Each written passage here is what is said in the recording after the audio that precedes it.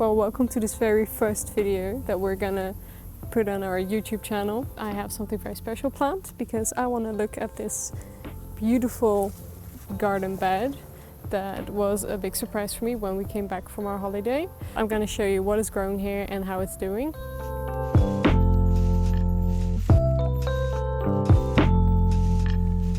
There are a lot of different plants in here, so stay tuned to learn something about all of them.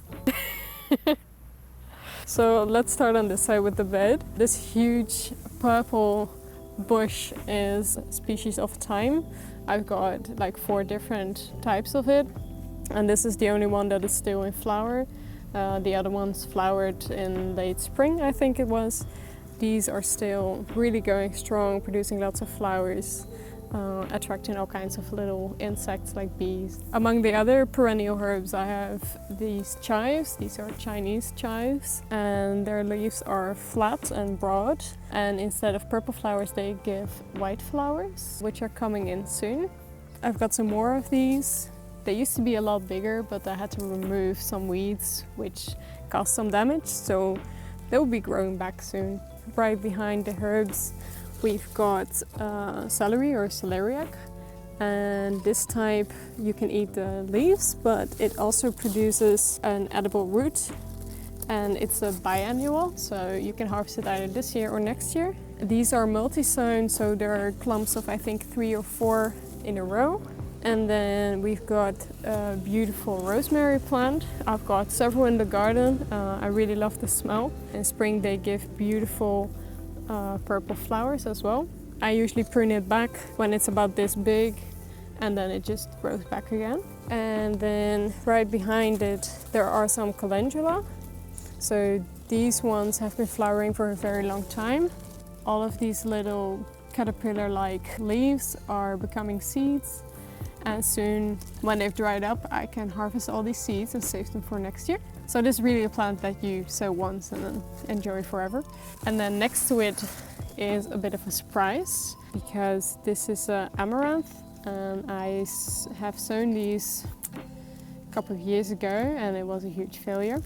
And then all of a sudden something came up again after 2 or 3 years, and I'm enjoying these beautiful flowers, and they're really soft, like it's almost as soft as our cat. It's basically fur what you're touching. This will self-seed as well. It can become quite of a problem in the garden, but I'm not worried about that. The main event of this garden bed is the courgette or the zucchini. It's grown really big, and we've already harvested a couple of the zucchinis. And this one is really becoming quite big, and I think it will become one of the big boys. And it's doing so wonderfully. It's really taking over the bed, but I'm not too worried about that. And then next to it you can see the chard. So I've got red chard, which is softer, and green chard, which is a bit more thick. I usually cook these as a kind of spinach, because spinach doesn't really work in my garden for some reason. And then in between you see some of the allium. So these are onions from last year that bolted and went to seed. And these beautiful flowers are enjoyed by many bees throughout the day. They're usually covered by at least 1 bee, mostly more, and they're just dotted around the garden. And there's some more calendula, so these are producing a lot of flowers, and these flowers I pick daily since I came back home, and I'm going to dry them to use them in moisturizers, oils and other items that are really good for the skin. You can also brew tea from this, and it's really beneficial. So it's my first year harvesting these, and I'm really excited about that. Here on the bottom we have another type of thyme. So this is more of a living mulch, keeping the moisture in and keeping the bugs away. As you can see, this one hasn't got any flowers because it bloomed in spring. And there's some sheep wool in between that I put here in early spring, also as a type of mulch to feed the ground as well as keep the moisture in. We've also got this sweet potato. So it's the first time trying it, and I've got several planted throughout the garden to kind of just grow in little corners. And I especially like this variety, which produces purple leaves, and after a while they turn green. And then we've got some more calendula, even more calendula. This is a cosmos that is coming in. It's an orange one. I think it's called Sunset, something in that area.